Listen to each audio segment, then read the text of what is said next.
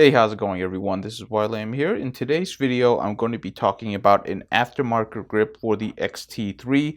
So this is something that I've been really looking forward to because I do like battery grips. Unfortunately though, I don't like the official battery grips because I feel like they're entirely way too expensive. At around $300, it's just too much money for something that's a piece of plastic with some buttons on it. Now Meike, or that's how I assume they pronounce their name, they came out with this aftermarket battery grip for the X-T3 at a very affordable price of $110, and that is something I can definitely get behind. Let's go ahead and take a look at inside. First thing out of the box is the remote. So very quickly, I just want to talk about this remote right here because this is an amazing piece of functionality that you do get with this battery grip, because now you can actually trigger remote recording with your X-T3. So all you have to do is hit the button, turn it on, and you'll notice that the tally light is on, showing you that this camera is recording. And when you're actually done, you can go ahead and shut it off and the tally light will turn off. Takes a bit of getting used to because there is a bit of a delay, but it really is a nice piece of functionality that you would otherwise would not get with the normal battery grip. You can of course also do this with your photography, but having this for video is super awesome, and it's just really nice to have along with the tally light. This is actually a much larger remote than I realized. We're going to go ahead and take a look at that in a second. So here is the battery grip out of the box. It actually has a very nice weight to it. It doesn't really feel all that cheap, which is nice. The joystick is nice and large. I actually prefer these large joysticks over some of the smaller joysticks that are on the Fujifilm cameras. It is a little bit squishy. I'm not saying it actually feels really good like on the Nikon cameras, but I do appreciate the size of the actual joystick itself. The buttons, they're depressible. They feel pretty good. And now we have an on-off switch over here for normal mode and boost mode. But overall, feels very good for your little rubber plastic. There is an indentation for it, and of course, the natural pins that you will see on your battery grip.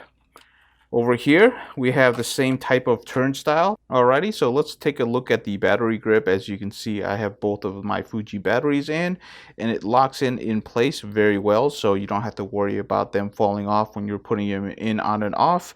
They're actually kind of difficult to take out. They really snap in very tightly, but overall, it's pretty good. It's very lightweight, and construction feels overall very good. The only minor gripe that I have is that you'll notice right here, it looks like I guess the mechanism to actually pull the battery tray out, the flipper kind of sticks out a little bit. It's a very minor gripe, but it might be something that irritates you. But for the price point, I have really no problems with this. Now, once you have the battery grip in place, it fits very nicely. As you can see, I already have it on. The rubberized parts right here is actually a very nice soft rubber, so it feels really good in the hand.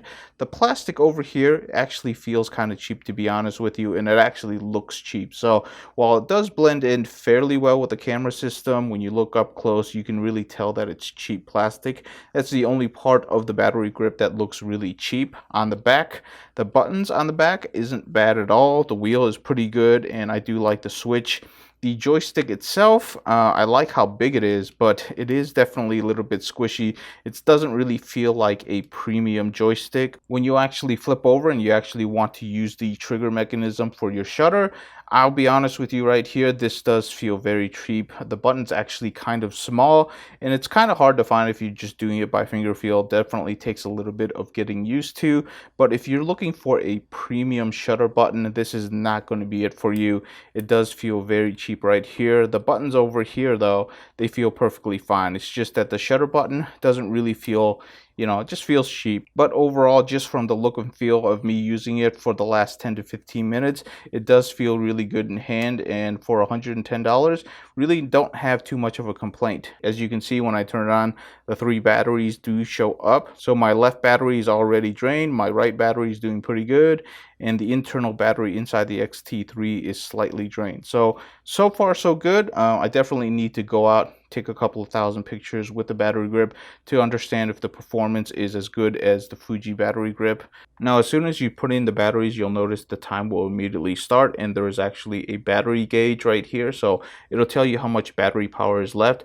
If you do take out the batteries to this controller, you will lose the time. There is no internal battery system, so that's an important thing to note. If you push and hold the set button, you would go ahead and you can set the time. So I'm just going to set the time to like 9:10, and this is just artificial. Now if you hit the up and down arrows, what it'll allow you to do is it'll allow you to actually scroll through all of the functionalities. So you have the shutter button right here, so if you half press it, you'll notice the green light turns on right here, and that focuses the camera, and you push all the way down and it takes a picture just like what a normal shutter button will do. So again, very powerful. What's really nice and what I really love about it is that if you switch it over to video, you get essentially the same functionality. So half press, you'll get the focus, and then if you push all the way down, you'll start recording. The tally light turns on telling you that you are recording, and of course you can go ahead and turn it right off, and it's just a really powerful thing to have. Now another feature that the remote does have is you can actually use time shooting, which is kind of like interval shooting that's built into the Fuji camera system. So I wouldn't find this very useful, but it does look like it actually has a lot of capabilities for anybody who's looking for a more advanced way to do remote timing. This might be something that you're interested in. I'm definitely looking forward to using this on a couple of events and seeing how well it actually holds up. But so far, everything indicates that it's going to be a really good purchase. So that's all I have. If you have any questions, definitely leave in the comments below. I'll do my best to answer them. That's all I have. Thank you so much for watching, and I'll see you in the next video.